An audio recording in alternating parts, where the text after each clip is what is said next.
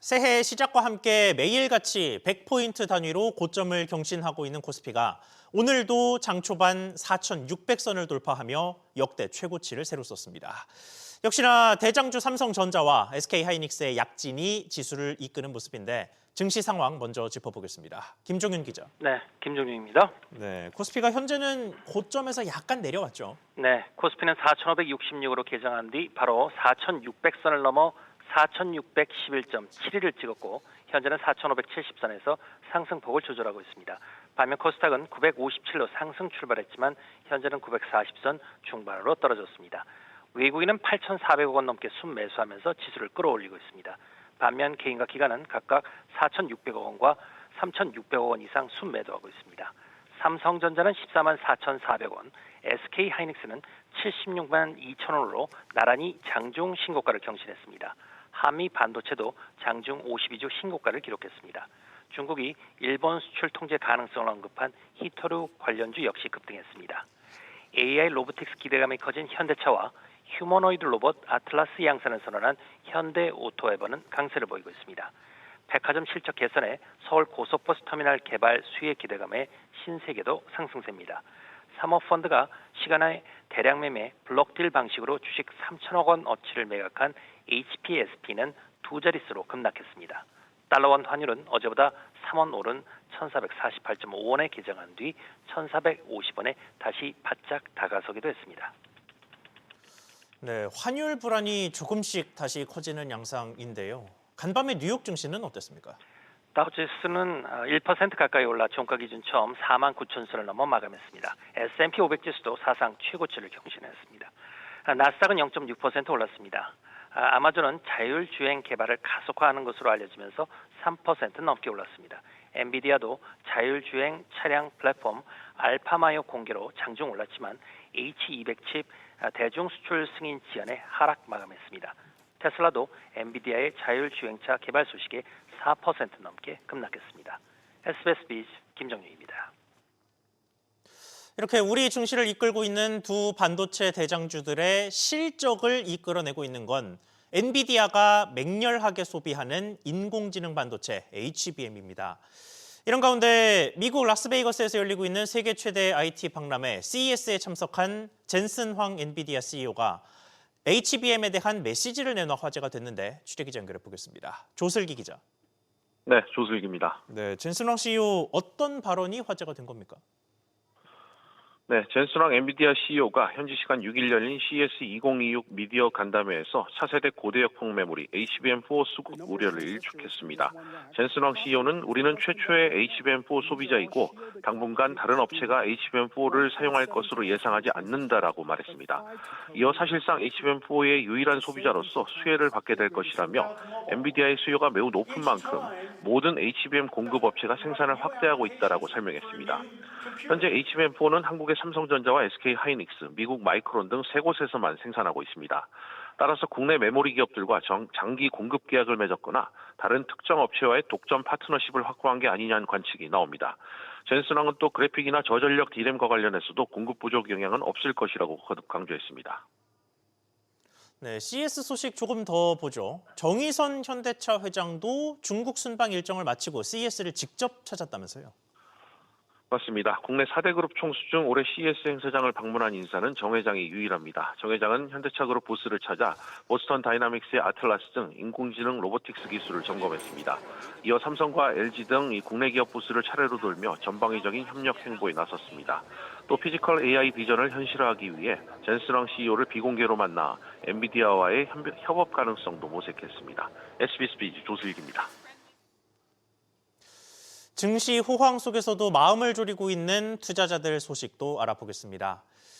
지난 2019년 판매됐다가 전액 손실로 이어져 자율 배상이 진행되고 있는 벨기에 펀드와 관련해 금융감독원이 제재 수위 검토에 돌입했습니다. 최대 판매사인 한국투자증권이 어떤 제재를 받게 될지가 관심인데 현재 상황과 투자자들을 둘러싼 변수도 짚어보겠습니다. 윤지혜 기자. 네, 윤지혜입니다. 네, 일단은 현재 금감원 안팎의 상황이 어떻습니까? 금융감독원은 최근 한국투자증권에 대한 벨기에 펀드 관련 현장 검사를 마무리하고 제재 수위를 결정하는 내부 검토 단계에 돌입했습니다.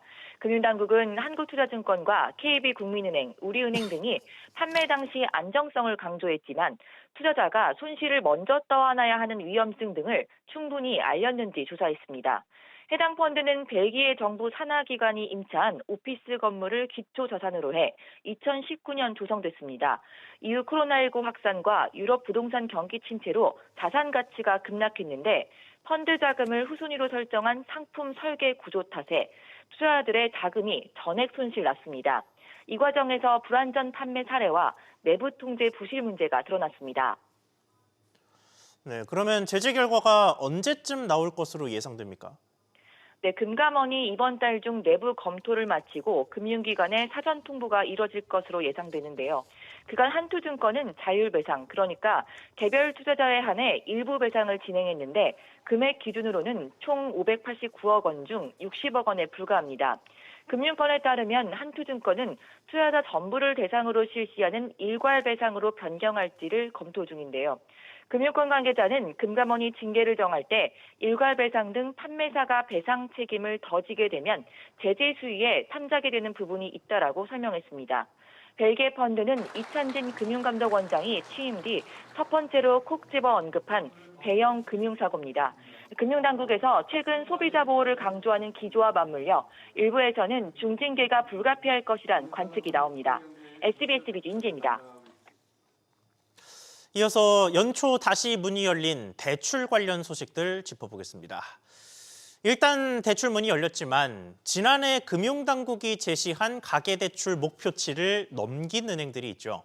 당국은 이런 경우 일종의 페널티로 올해의 대출 한도를 줄이는 방안을 검토해 왔는데 그 페널티의 수위가 낮아질 거란 기류가 감돌고 있습니다. 정보윤 기자.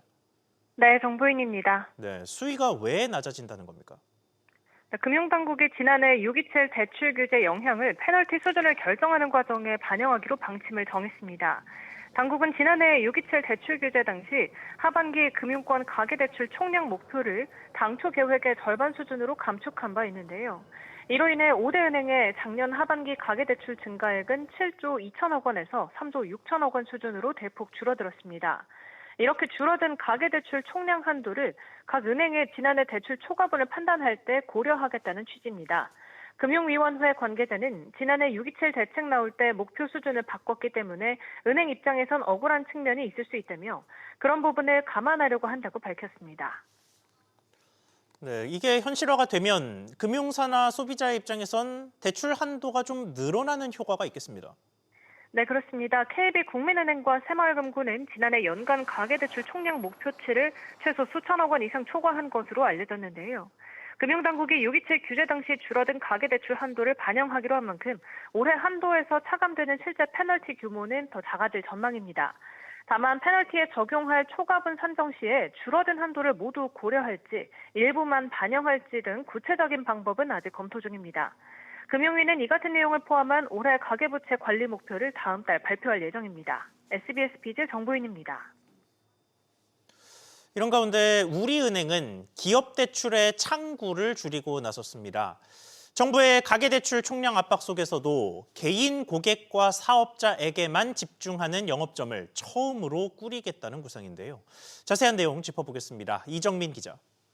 네, 이정민입니다. 네, 우리은행 영업점이 구체적으로 어떻게 개편되는 겁니까?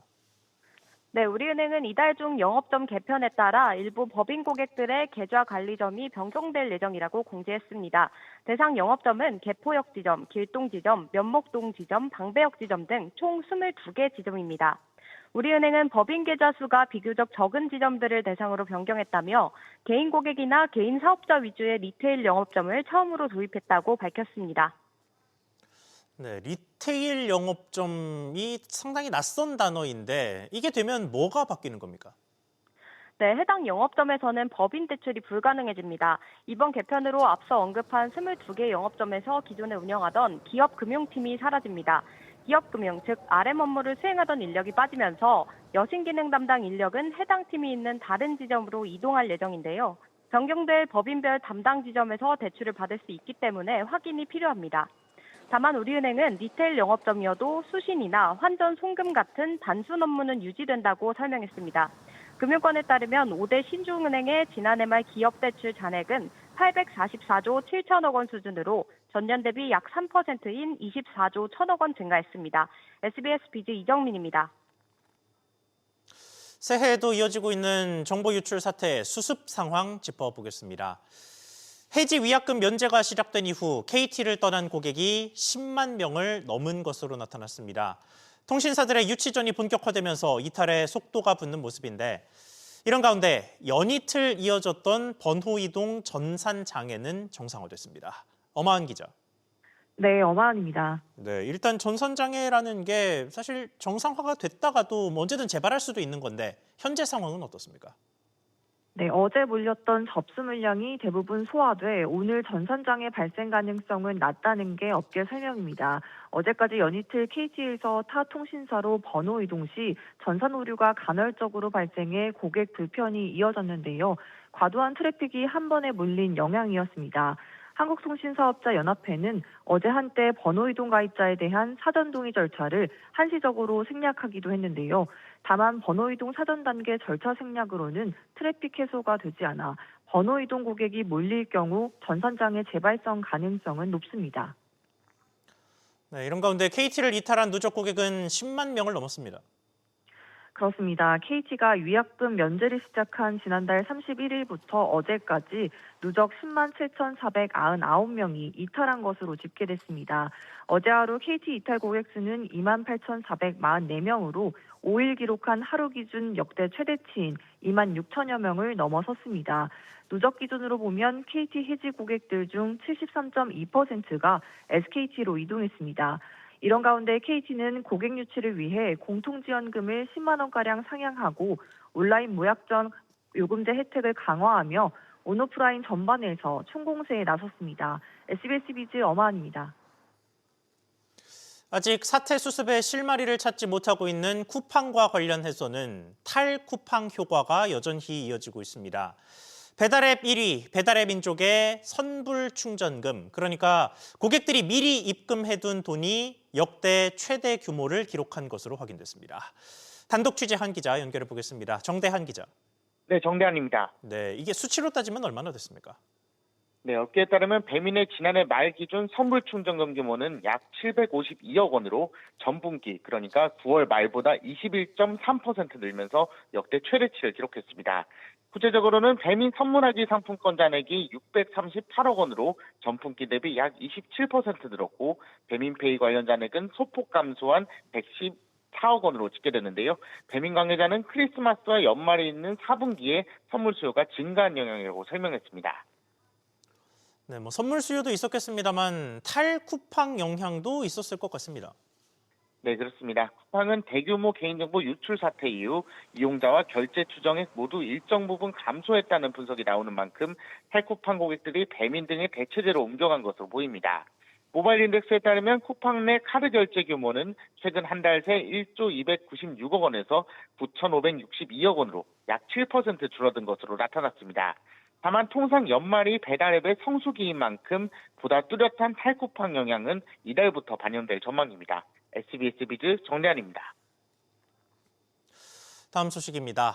정치권에서 잇따라 재건축 활성화를 위한 규제 완화 목소리가 나오고 있습니다. 특히 여당인 민주당에선 재건축 초과이익 환수제 폐지 얘기까지 재점화됐는데요. 취재기자 연결해서 짚어보겠습니다. 김성훈 기자. 네, 김성훈입니다. 네, 구체적으로 어떤 발언이 나온 겁니까?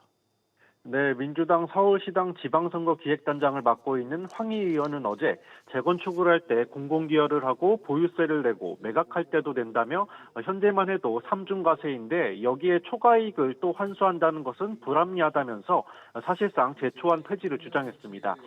그간 옥대기식 규제를 앞세운 정부의 부동산 대책이 땜질식 처방이라며 이 같은 주장을 폈습니다. 제초안은 재건축을 통해 얻은 이익이 조합원 1인당 8천만 원을 넘으면 초과 금액의 최대 50%를 환수하는 제도입니다. 이 같은 부담금 문제 때문에 재건축 사업성을 떨어뜨려 주택 공급을 저해한다는 지적도 있는데요. 대출 규제 중심의 정부 부동산 대책에도 서울 아파트 매매 가격이 47주째 상승하는 등 불안한 흐름을 이어가자 공급 활성화 대책의 일환으로 제초안 폐지를 언급한 것으로 보입니다. 네, 그런데 이 얘기가 지난해에도 나왔는데 유야무야되지 않았었습니까? 네, 그렇습니다. 지난해 10월 김윤덕 국토부 장관은 국회 논의 방향을 지켜볼 것이라면서 제초안 폐지에 대해 말을 아꼈는데요. 일단 민주당 내에서는 황 의원의 개인 의견이라면서 당정 차원에서 결정된 건 없다고 선을 긋고 있는 상황입니다. 다만 야당인 국민의힘에서도 투기 과열지군의 재건축 사업의 조합원 지위 양도 금지 시점을 재개발과 동일하게 조합 설립 인가 이후에서 관리 처분 계획 인가 이후로 미루겠다는 주장이 나왔는데요.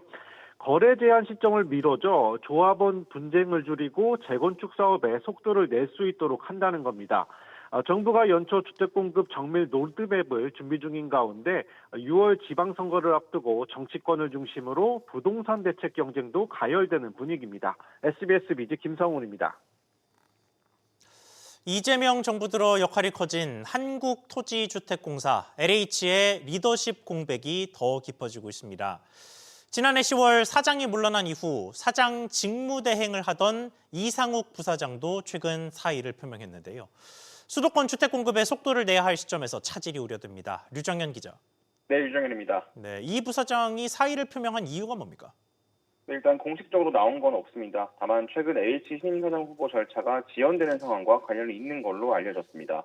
LH가 전현직 내부 인사 3명으로 꾸린 차기 사장 후보 추천안이 지난달 재정경제부 공공기관 운영위원회에 상정되지 않았는데요. 내부 출신으로만 사장 후보를 꾸리기보다 외부 인물도 담겨야 한다는 정부 의견이 반영된 걸로 전해집니다. LH를 비롯한 공기업은 사장 인선 때마다 외부 인사가 자리를 꿰차는 이른바 낙하산 논란이 빈번한데요. 이번 LH 사장 인선도 외부 인사 이야기가 도는 만큼 추후 낙하산 논란이 불거질 가능성이 큽니다. 이번에 마련한 추천안이 공훈위 안건에 올라가지 못한 데 따라 LH는 신임 사장 재공모에 나설지 등을 검토할 예정입니다. 네, 이재명 정부에서 LH에 요구하는 게 많은 상황인데 차질이 좀 있겠습니다. 그렇습니다. 새 정부 들어 LH는 그간 택지 개발만 하던 걸 넘어 직접 시행까지 하는 등 공공주택 공급의 핵심 역할을 맡게 됐는데요. 정작 지난해 10월 윤석열 정부 당시 임명됐던 이한준 사장이 물러난 이후 약 3개월째 사장 인선에 진척이 없습니다.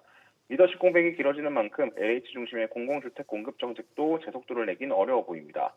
LH는 이부 사장의 사의 표명으로 사장 대행의 대행체제로 들어가는데요. 직제상 조경숙 주거법주 본부장이 역할을 맡게 됩니다. SBS 비즈 유정현입니다. 저출산 해결의 핵심인 육아휴직 제도에서 대기업과 영세기업 간 차이가 두드러지는 것으로 나타났습니다. 육아휴직 기간도 영세기업이 대기업보다 한 달여가량 짧았습니다. 자세한 내용 알아보겠습니다. 최윤하 기자. 네, 최윤하입니다. 네, 육아휴직을 사용 중인 영세사업장 자체도 대기업에 비해 작았죠. 네, 대기업은 10곳 중 9곳이 육아휴직을 사용할 수 있었지만 영세사업장은 10곳 중 6곳에 불과했습니다. 고용노동부가 주관한 2024년 기준 일가정 양립 실태조사를 살펴보면 육아휴직 대상자 모두 사용 가능하다고 응답한 비율이 이렇게 나왔는데요. 5에서 9인 사업장의 경우 21.8%는 대상자 중 일부 사용 가능, 18.1%는 대상자도 전혀 사용 불가능이라고 응답했습니다. 대상자도 육아휴직을 전혀 못 쓰는 이유로는 동료 및 관리자의 업무 과중이 35.9%로 가장 높았습니다. 그 뒤로는 사용할 수 없는 직장 분위기, 대체 인력을 구하기 어려워서 순이었습니다. 네, 그리고 육아휴직의 기간도 차이가 났다면서요? 네, 노동자가 이용할 수 있는 최대 육아휴직 기간은 300인 이상 사업장은 평균 12.9개월, 5에서 6인 사업장은 평균 11.8개월로 조사됐습니다. 영세기업에서 한 달 정도 기간이 더 짧은 건데요. 난임치료 휴가제도 역시 격차가 발생했습니다. 300인 이상 사업장은 난임치료 휴가를 모두 사용할 수 있다는 답변이 80.7%였는데 5에서 9인 사업장은 49.2%로 절반이 안 됐습니다. 대상자도 난임치료 휴가를 전혀 쓸 수 없다는 응답은 300인 이상 사업장은 2.2%인 반면 5에서 9인 사업장은 28.6%로 차이가 극명했습니다. 일가정 양립을 위해 가장 필요한 정책으로는 장시간 근로관행 개선이 18.8%로 1위를 차지했습니다. 이어 남녀 고용 차별 개선 및 직장 내 성희롱 예방, 남성과 여성의 자유로운 육아휴직 사용 순으로 집계됐습니다. SBS 비즈 최윤아입니다. 국민 한 사람이 평생 지출하는 의료비가 평균 2억 5천만 원에 달한다는 조사 결과가 나왔습니다. 수명이 길어지면서 의료비 지출이 가장 커지는 시기도 늦춰지고 지출의 규모도 더 커지는 양상입니다. 김한나 기자. 네, 김한나입니다. 네, 그러면 의료비를 가장 많이 쓰는 시기가 언제입니까? 의료비 지출이 가장 집중되는 시기는 78세입니다. 기대 수명이 늘어나면서 20여 년 전인 2004년보다 7년 늦춰졌습니다. 의료 지출액도 2.6배 늘었는데요. 국민 한 명이 평생 지출하는 건강보험 진료비는 비급여 항목을 포함해 2억 4,656만 원에 달했습니다. 성별로 나눠보면 여성의 경우 2억 1,474만 원을 쓰면서 남성보다 3,200만 원 더 지출했습니다. 네, 그러면 특히 어떤 경우에 의료비 지출이 컸습니까? 네, 동네 의원과 약국에서 각각 4천만 원가량 지불하며 가장 많은 지출이 있었는데요. 이어 상급 종합병원과 종합병원 순으로 나타났습니다. 문제는 고령화가 진행될수록 건강보험 재정 부담은 커질 수밖에 없다는 점인데요. 기대 수명이 1년 늘어날 때 생애 진료비가 20% 증가했던 과거와 달리 2023년 기준으로는 진료비가 52% 폭증했습니다. 이는 고령층이 많아질수록 고가 의료기술과 장기적인 돌봄 서비스 이용이 급격히 늘어나는 구조 영향으로 분석됩니다. SBS 비즈 김한나입니다. 도널드 트럼프 미국 대통령이 그린란드를 손에 넣기 위해 군사력까지 동원하는 방안을 검토하고 있습니다. 유럽 주요국들은 미국의 이 같은 움직임에 견제의 목소리를 높이는 모습인데요. 자세한 상황 알아보겠습니다. 이한승 기자. 네, 이한승입니다. 네, 일단 미국은 어떻게든 그린란드를 편입시키겠다는 거죠. 네, 그렇습니다. 백악관은 그린란드 획득을 위해 미군까지 활용하는 방안 등 다양한 옵션을 검토 중이라고 밝혔습니다. 캐롤라인 레빗 백악관 대변인은 성명을 통해 트럼프 대통령은 그린란드 획득이 미국 국가안보의 최우선 과제임을 분명히 밝혀왔다고 말했습니다. 그러면서 그린란드 획득이 북극 지역에서 적대국을 억제하는 데 필수라고 강조하면서 군사력을 동원하는 것도 선택지 중 하나라고 말했습니다. 앞서 영국과 프랑스, 독일 등 유럽 7개국은 트럼프 대통령의 그린란드 야욕을 견제하는 공동 성명을 발표했는데요. 그린란드 문제는 그린란드와 덴마크만 결정할 수 있다면서 연대를 표명했습니다. 특히 북극권에서의 안보는 나토 동맹의 집단 협력을 통해 달성돼야 한다는 점을 강조하면서 미국의 협력을 촉구했습니다. 네, 그린란드 이슈뿐만 아니라 트럼프 대통령은 베네수엘라 원유 확보에도 속도를 내는 모습입니다.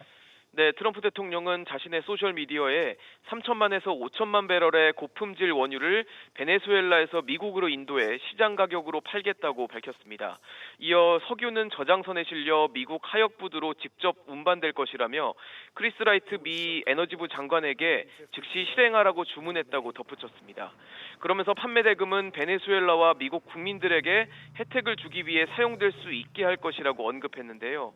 이는 베네수엘라 원유 판매 대금을 베네수엘라 재건에 쓰고 미국 재정으로도 귀속하겠다는 의미로 풀이됩니다. SBS 비즈 이한승입니다. 다목적 실용 위성 아리랑 6호의 발사가 올해 1분기에서 3분기 이후로 또 연기됐습니다. 우주항공청은 아리랑 6호와 함께 실릴 예정이었던 이탈리아의 고해상도 합성 개구레이더 위성 플라티노 1 개발이 지연되면서 발사가 연기됐다고 밝혔습니다. 아리랑 6호는 지난해 하반기에도 발사될 예정이었지만 당시에도 플라티노 1 개발 지연으로 올해 상반기로 발사가 한 차례 밀린 바 있습니다.